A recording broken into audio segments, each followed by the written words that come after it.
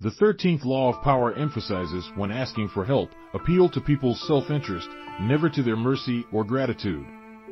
The principle of appealing to people's self-interest rather than their mercy or gratitude is a timeless strategy, exemplified by the cautionary tale of Stefano di Poggio and his ill-fated attempt to seek mercy from the ruthless Castruccio Castracani. This story underscores the importance of understanding the psychology of those in power and the perilous consequences of relying solely on appeals to justice and past favors. Stefano, a member of the Poggio family, had supported Castruccio's ascent to power in Lucca, Italy, even though it was achieved through treachery and bloodshed. However, as Castruccio consolidated his rule, he became increasingly ambitious, and his gratitude waned. When a rebellion erupted in Lucca during Castruccio's absence, the Poggios conspired with other noble families to remove him from power. Amidst the chaos and impending battle between Castruccio's supporters and the Poggios, Stefano intervened as a peacemaker. His wisdom and diplomacy were trusted by his family, and he convinced both sides to lay down their arms, ultimately ending the violence. Stefano believed that Castruccio would be grateful for his role in restoring peace, and he sought mercy for his family. However, Castruccio was not moved by appeals to gratitude or justice. Instead, he cunningly played along, promising justice and inviting the entire Poggio family to the palace for negotiations. It was a trap.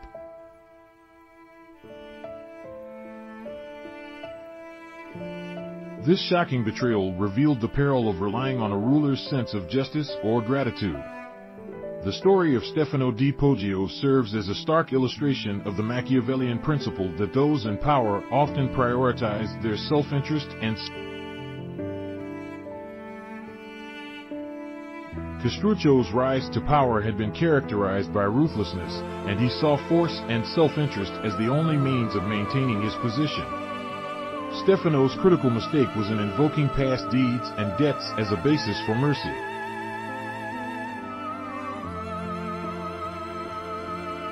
And it can be discarded when it becomes inconvenient or burdensome for those in power. Castruccio, unburdened by sentiments of gratitude, saw an opportunity to eliminate a potential threat and used it to his advantage. In contrast, Stefano could have offered Castruccio tangible benefits such as money, future promises, or strategic alliances with influential families. By focusing on what the Poggios could contribute to Castruccio's power and interests, Stefano might have secured a more favorable. In conclusion, the cautionary tale of Stefano di Poggio highlights the importance of appealing to people's self-interest when seeking help or mercy, especially when dealing with ruthless and self-interested individuals in positions of power. Relying solely on appeals to gratitude or justice can be a dangerous gamble, as demonstrated by the tragic fate of Stefano and his family. Understanding the psychology of those in power and crafting persuasive arguments based on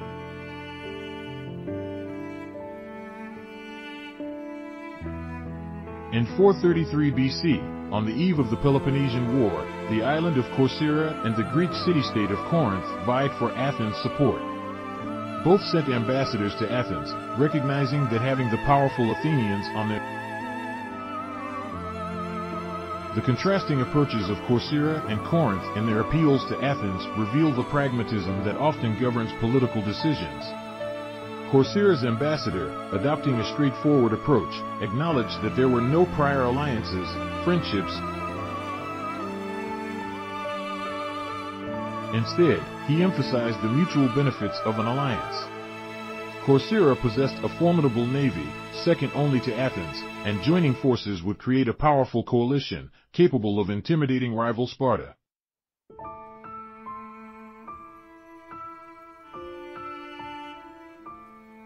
Conversely, the Corinthian ambassador took a different approach.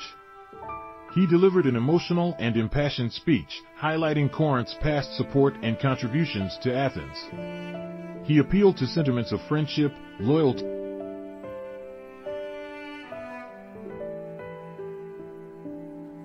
He invoked notions of Hellenic law and the need to repay Corinth for its past good deeds. The Athenians, known for their realism and pragmatism, were not swayed by sentimental appeals. They recognized that their decision. The references to past generosity and emotional appeals made by the Corinthian ambassador only served to irritate the Athenians, as it implied guilt and obligation. Ultimately, the Athenians voted overwhelmingly to ally with Corcyra. This decision showcased their commitment to pragmatism and self-interest, as they prioritized future advantages over past favors and emotional appeals.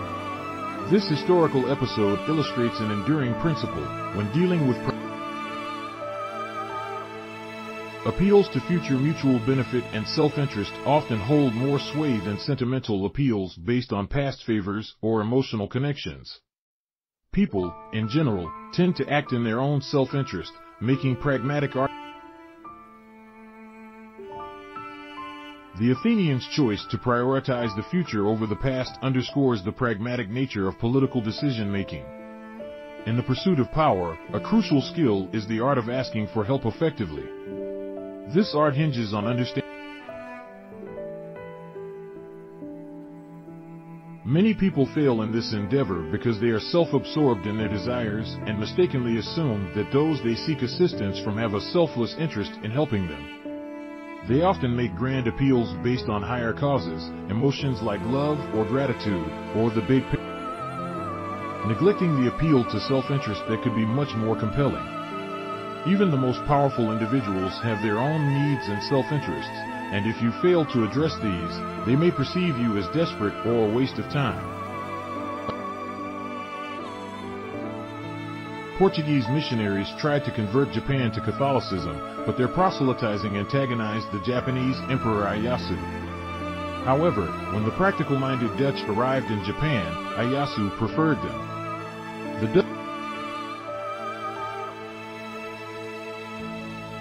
Ieyasu's decision exemplifies the universal appeal of self-interest over other motivations.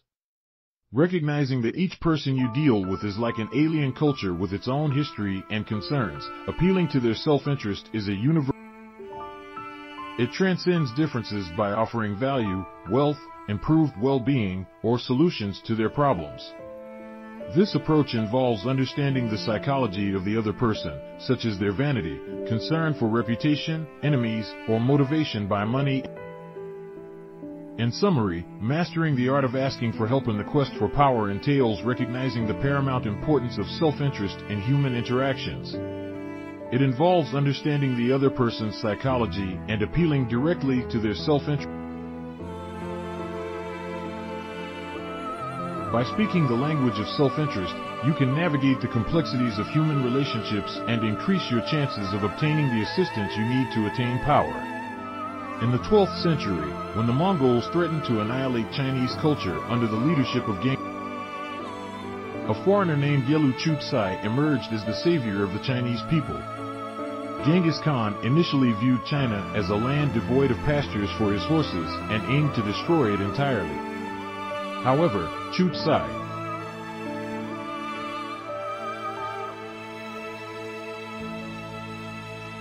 he convinced Khan that taxing the Chinese rather than obliterating them would yield immense wealth. 𝐒𝐿's greatest achievement came when Khan captured the city of Kaifeng, and the Mongols planned to massacre its inhabitants. 𝐒𝐿 persuaded Khan by revealing that Kaifeng housed China's finest craftsmen and engineers, suggesting that they could be put to use instead. Khan spared Kaifeng, a departure from his typical brutal approach. 𝐒𝐿 understood a barbaric peasant driven solely by self-interest and practical results and leveraged his greed to influence him. This historical episode underscores the power of self-interest in human interactions. 𝐒𝐿's ability.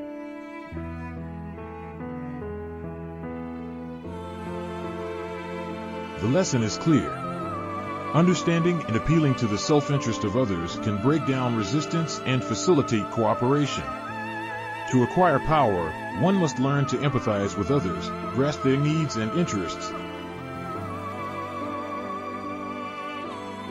Mastering this art opens doors to limitless possibilities and accomplishments. Some individuals find appeals to their self-interest unattractive, preferring to exercise charity, mercy, and justice to feel superior.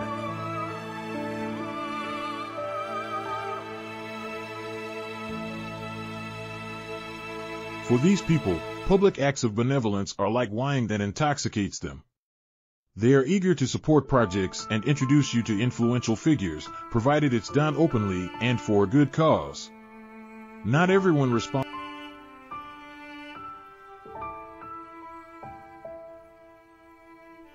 To gain their support, offer them opportunities to display their goodwill. Tailor your approach to what motivates each powerful person, be it greed or the desire to appear charitable. Key takeaways. Appeal to self-interest. When seeking help or support from others, it is more effective to appeal to their self-interest rather than relying on notions of mercy or gratitude. People are driven by their own needs and interests.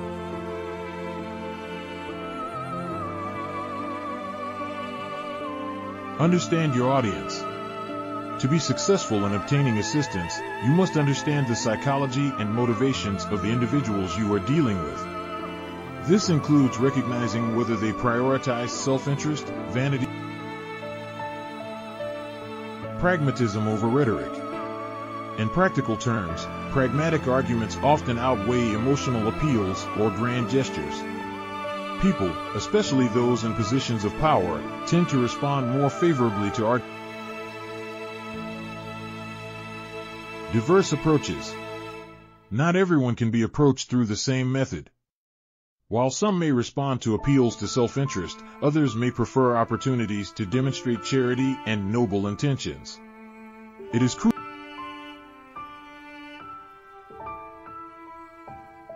What about you, though? Have you ever negotiated your position with future benefits instead of past deeds? Share your experience in the comments so others can learn from you too. Don't forget to subscribe and hit the notification bell.